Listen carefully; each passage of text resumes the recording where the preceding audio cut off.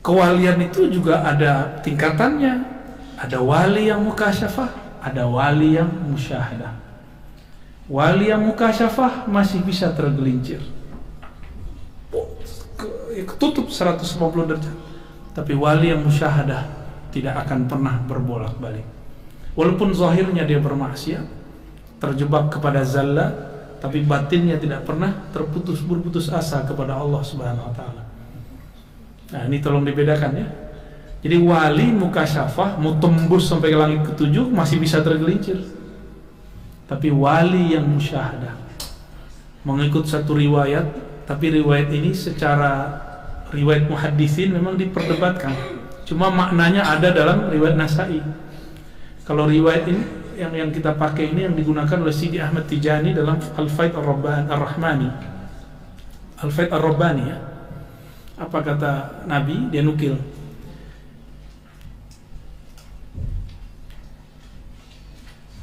Inna Allah idha nazara ila abdin lam yu'azibhu. Allah kalau sudah memandang seorang hamba, maka Allah tidak akan menyiksanya. Jadi kalau hamba sudah musyahadah, mau diuji bagaimana aja dia wali hakiki.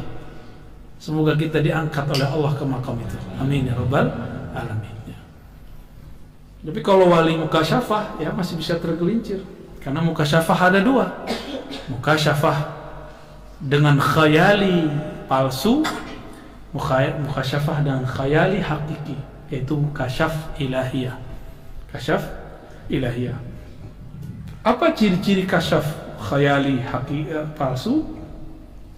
Isinya adalah dimulai dengan aib orang. Maka kita mandang pada diri orang ada kekufuran, ada kebusukan hati, itu hati-hati, itu dari setan semua. Maka antum kalau kasyaf yang terlihat samar baru benar. Tapi kalau kelihatan orangnya, itu setan yang ingin mengadu kita dengan mereka. Nah itu sering terjadi. Maka jangan percaya sama semua kasyaf. Ya, teman kita banyak ahli kasyaf, banyak. Udah mainan harian lah sama mereka itu. Dan mereka karena sudah saking sering dapatnya, udah nggak girang lagi dapat, malah khawatir kalau dapat. Ya, khawatir kebuka aib orang, berarti dari syaitan. Ya mungkin di sebagian thariqat orang anggap mukasyafah itu spesial, biasa aja. Yang spesial itu al-ihsan, anta abudallah ka'annaka tarah, musyahadah, memandang kepada Allah. Ya. Tapi mukasyafah satu hal yang lazim mesti punya. Itu anugerah dari Allah Subhanahu wa ta'ala. Nah ini dalilnya bahwa Nabi Muhammad sebelum sebagai Nabi dan Rasul, beliau sudah pada makom walayahnya. Dan kewalian beliau lebih tinggi dari kenabiannya, kenabiannya lebih tinggi dari kerasulannya. Itu paham ya? Nabi bukan wali biasa. Tolong digaris bawahi bahwa wali setinggi apapun makomnya tidak akan pernah menyamai para nabi. Tapi kewalian seorang nabi lebih tinggi daripada kenabiannya. Nah, inilah yang disalahpahami oleh banyak orang ketika baca Fususul Hikam. Ya. Mungkin sampai sekarang kitab itu masih kita tahan dulu, belum kita kaji. Ya, Bu ya. Udah ada tuntutan nih. Nah, mungkin next kitabnya lebih canggih, Al-Insan Al-Kamil, lebih tertata. Kalau Ibn Arabi kan dia ahwal turun.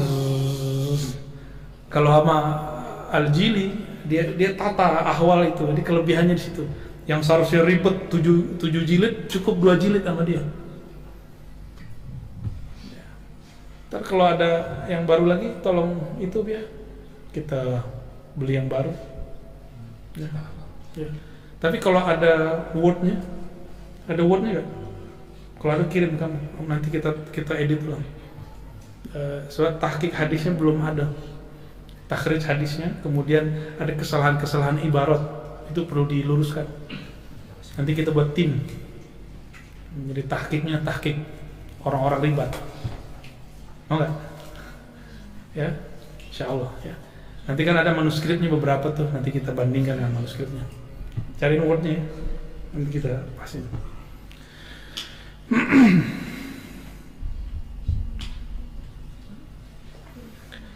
Maka masuklah di situ khassallahu bihadza fattakhadahu wa jazabahu wal anbiya min qalbih utul hikmata wal bayana wal hidayah. Jadi Allah itu mengkhususkan dengan ini para nabinya, lalu mengambil mereka dan menjazab mereka. Jadi jazab ini unik di kampung saya, Sumatera Barat, orang-orang Minangkabau menggunakan, kalau orang lagi zikir nggak bisa dia tahan, kemudian dia hilang. Hilang itu bisa dengan zikirnya keras, nggak dibuat-buat. Ya. Tiba-tiba dia keras dan dia nggak tahu kalau dia sudah mengeraskan suara, atau tiba-tiba dia hilang. Itu disebut dengan bahasa kampungnya jasui. Kalau bahasanya palekol josu. Itu dari jazub atau majzub atau jazbah. Diambil dari kitab Al-Imam Muhammad bin Abdul Karim Samman Al-Madani, ya. Beliau punya kitab An-Nafahat Al-Ilahiyah. An-Nafahat Ilahiyah ini ditahqiq oleh ada doktor dari Sulawesi Selatan, bagus, Dr. Ahmad Rahman, peneliti dulu di Kementerian Agama. Semua saya nggak tahu tahqiqannya sudah diedit atau belum, diedit ulang dan dibagi gitu.